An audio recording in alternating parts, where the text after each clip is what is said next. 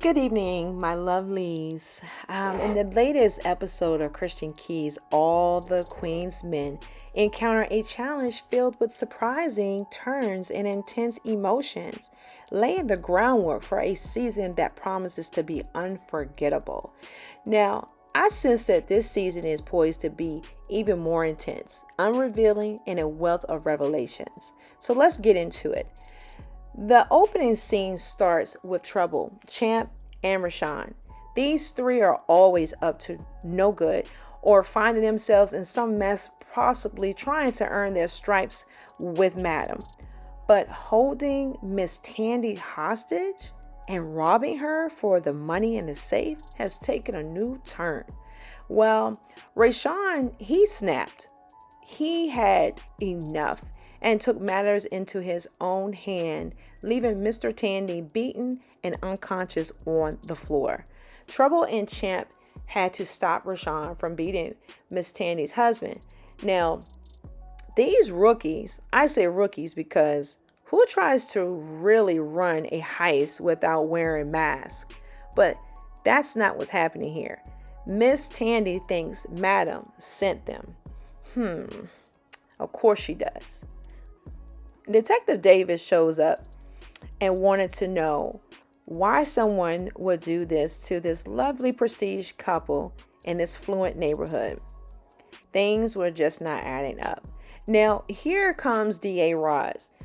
She always looks like she's up to something, like she knows more than what she's led on to be, always trying to get up on Detective Davis. Now, Miss Tandy was so relieved when she did see the DA Roz. Now, you can tell here that they have known each other for a while and have some unethical dealings right away. But last season, we did have our suspicions about these two. But in this episode, we also learned that Miss Tandy, she do love her husband, but she really only married him because of his money and his political power. Now back to the trio of rookies, Trouble, Rashawn, and Champ.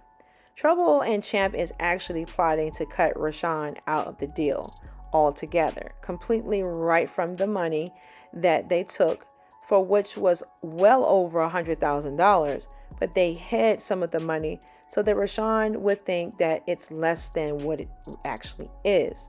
But at this point, Rashawn doesn't seem to care about any money, as if it means that if you can see this here in this episode, he doesn't really care. He's really going through it right now. And it's really sad to see him go through something like this. It's very, really a lot of torture that he had went through with the Tandys.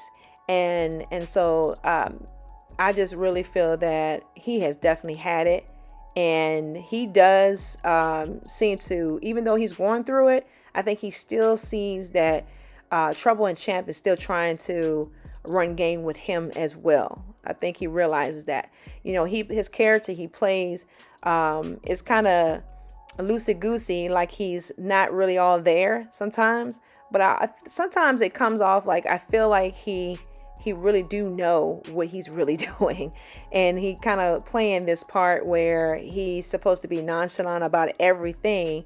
But, I really think he is getting to a point where he's tired of everyone trying to take advantage of him.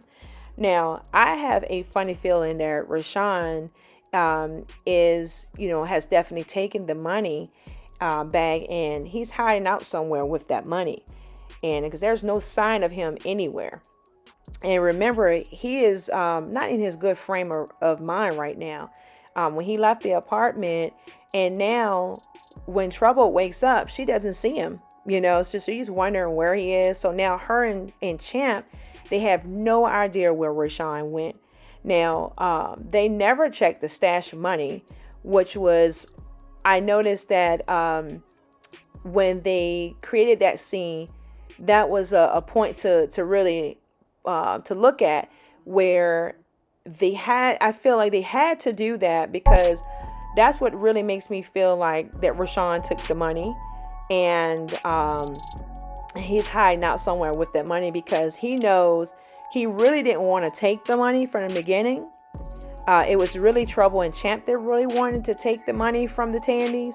Rashawn just really wanted to get revenge because of what they did to him, which is rightfully so. And but I do feel that he's taking the money because he doesn't want Trouble and Champ to even get away with that.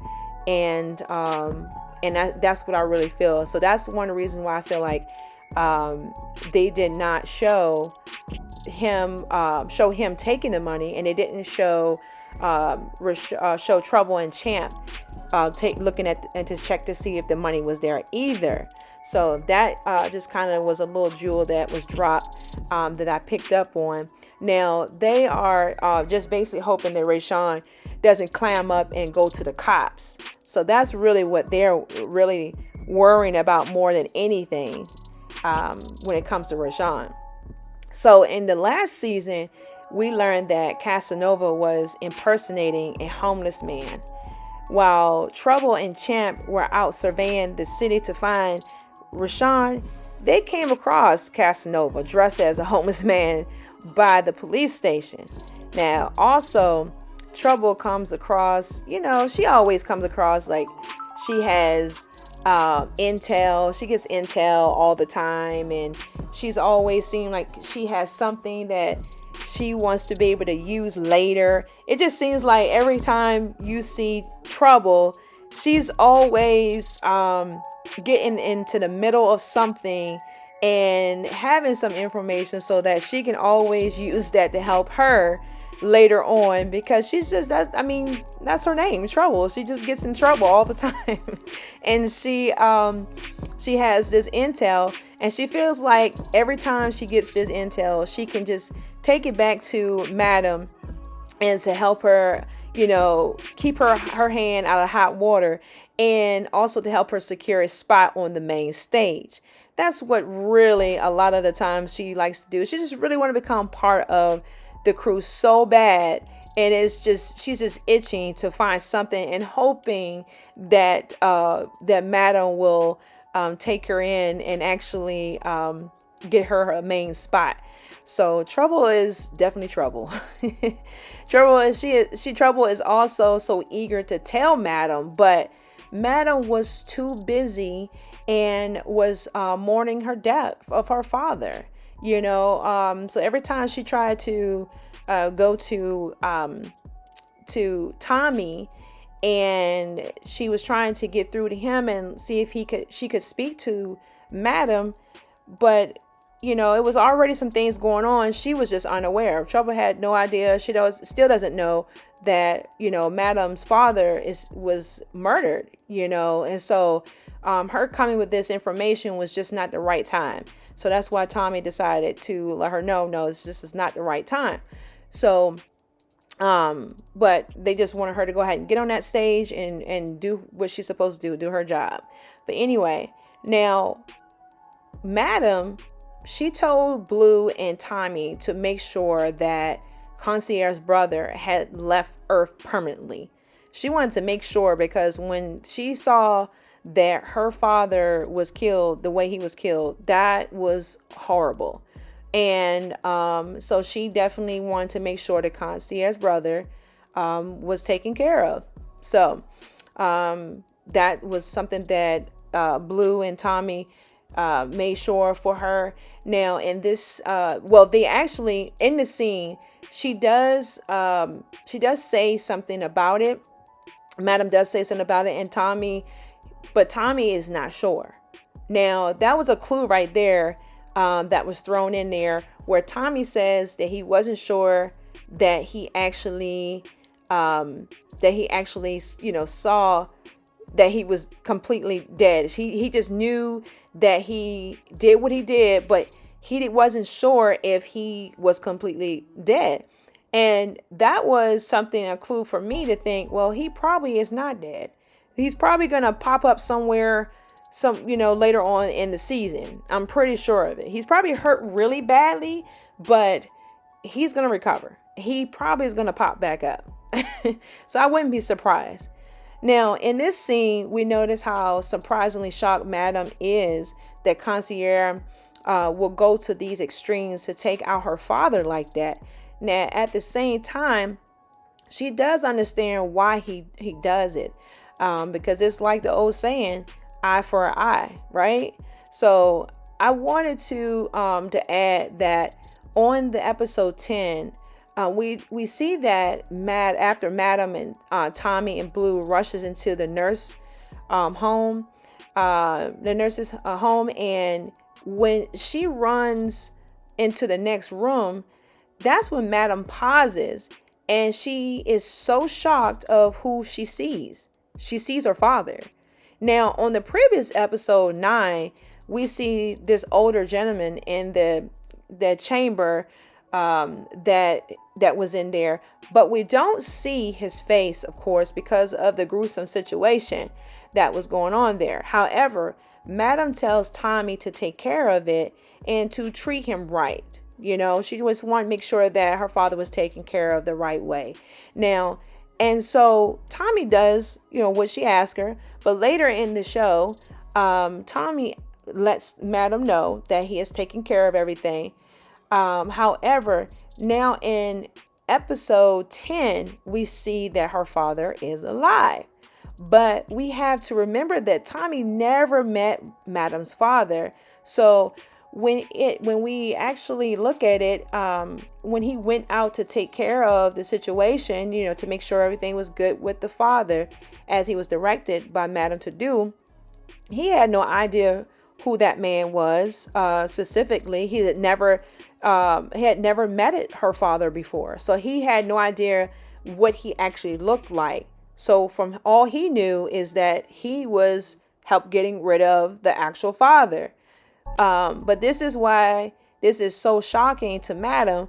But we always must remember that the old Cadillac is always 1 to 2 or 3 steps ahead of everybody, even Madam. Okay. Now, in this scene, Madam asked Tommy and Blue to take her to the nursing home to question Nurse Johnson about why she didn't protect her father and why she didn't call her when she knew something was wrong, or even after he was taken. But when Madam arrived at the nursing home, she sees another nurse that was on duty that mentioned Nurse Johnson. She took Madam's father, and she took care of everything. And then she also took vacation time off. That was fishy, right? So it's like, okay, where did you go?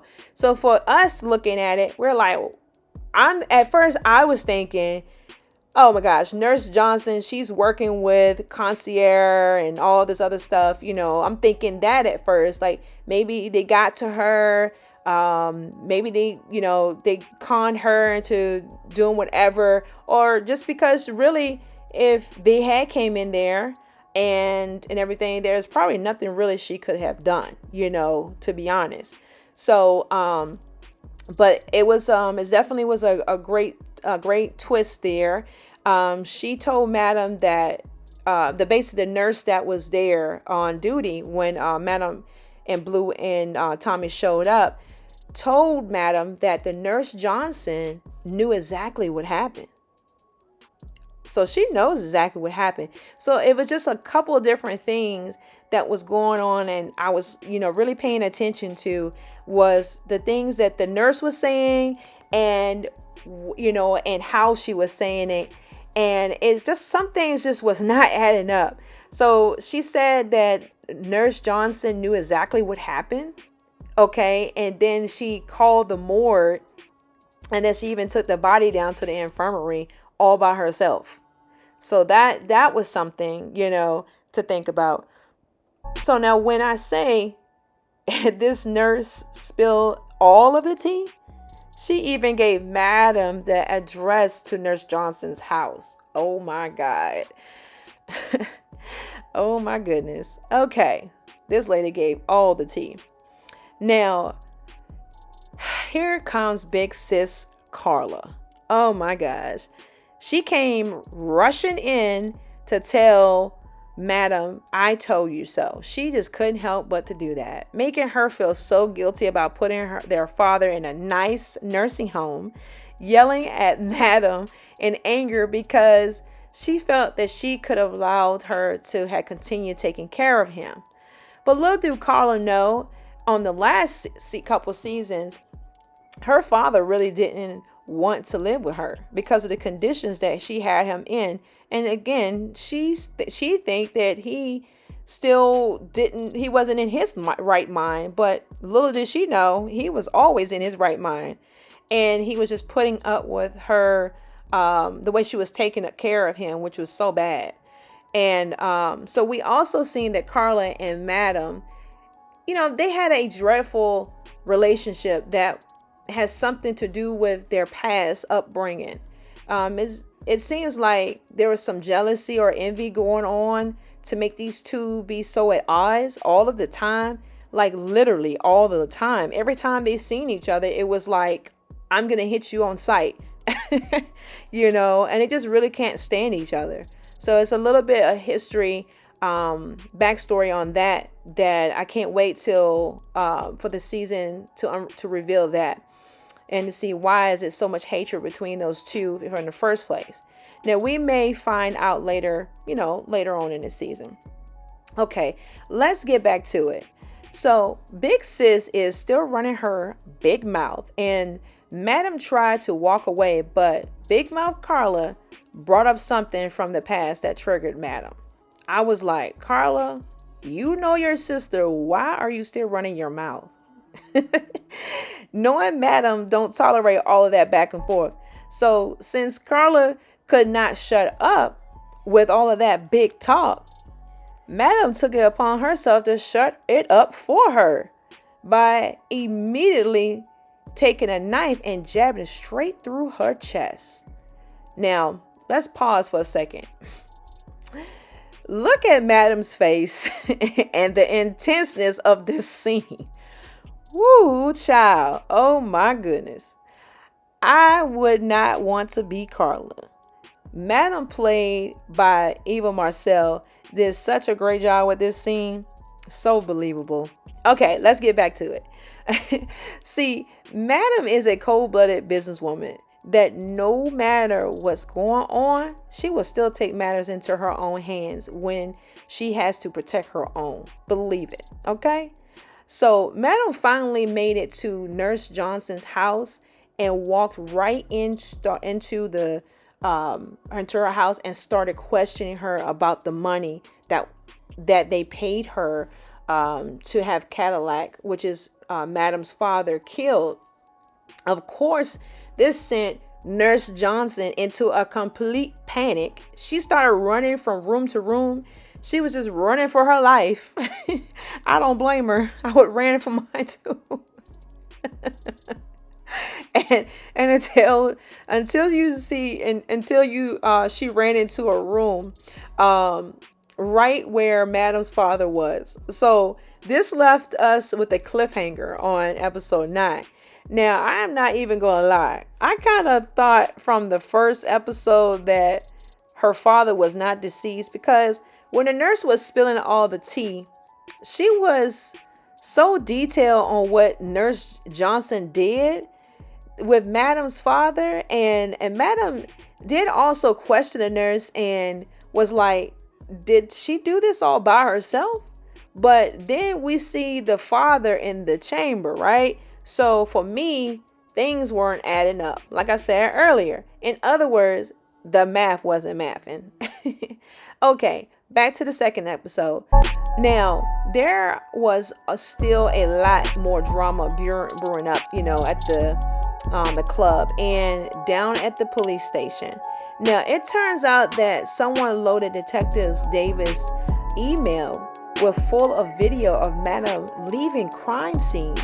And they backdated the email, making it appear as if she was sitting on this evidence for this time. And turns out that Casanova was working alongside D.A. Rods to not only portray a dancer to keep dibs on Madam, but to also keep an eye on Detective Davis as well. Ooh, child. He did a pretty good job because he got footage on her and Doc making out on his couch. They recorded it all, so she can't deny that. I always knew something was kind of fishy about Casanova all along. He has finally been exposed for who he really is, but he shouldn't get too comfortable, I would say. Now, Detective Davis can't even pretend that that wasn't her. But even with all the emails, they really can't prove that she done anything. And she knows that. Now, back at the club, Big D, maybe his, Big D, he's going through a lot here. And I don't think he even paying attention to what's really going on, really going on. And he may be in big trouble after Tommy hear about trouble and Champ seeing Casanova alive. And well, that sends Tommy into a real uncomfortable uncertainty, because he thought that Big D actually took out Casanova right in front of him and got rid of him, right? But Tommy is feeling right now like he's been played. But he gotta confirm it first. Now, while Midnight and Doc are trying to talk to Amp to get him in his right mind if he is trying to mend things up with Dime, because they know that both of them really care about each other. Now, Amp just has a funny way of showing it at times. But I think in this season, Amp is going to start showing more vulnerability. He's going to let his guard down a little bit and attempt to win his woman back. What you guys think? Now, Fuego is supposed to be the computer guy that can hack and make some things go away, right? But he received some strange messages on his computer one morning, or someone has hacked his system. They told him that the systems and the phones were hacked along with everyone who is close to him and around him. So he needed to tighten up. It's like, are they giving him a heads up, or is this part of the plan? So he shared all of his information with Blue, but Blue didn't seem to care too much. But you can tell she was a little nervous about that information that he gave her. Now, Fuego is always trying to do the right thing, but he seems to always get caught up in between the mess. Blue told Fuego, do whatever you're supposed to do to make this go away, and make sure that my phone and Madam's phone is not hacked. She told him that this is why we're paying him. So he needs to handle that. Now, I know what you're thinking. Concierge gotta be behind all of this. But is he really behind all of this? Or just some of the things? We gotta find out on the next episode. Okay, my lovelies. I've covered pretty much of all the details from both episodes. Now, if you enjoyed this breakdown, please give it a thumbs up. Your support means a lot to me. And if you're a fan of all the Queen's Men, like I am, consider subscribing to the channel for more content like this. Thank you for joining me tonight, and I look forward to seeing you in the next one.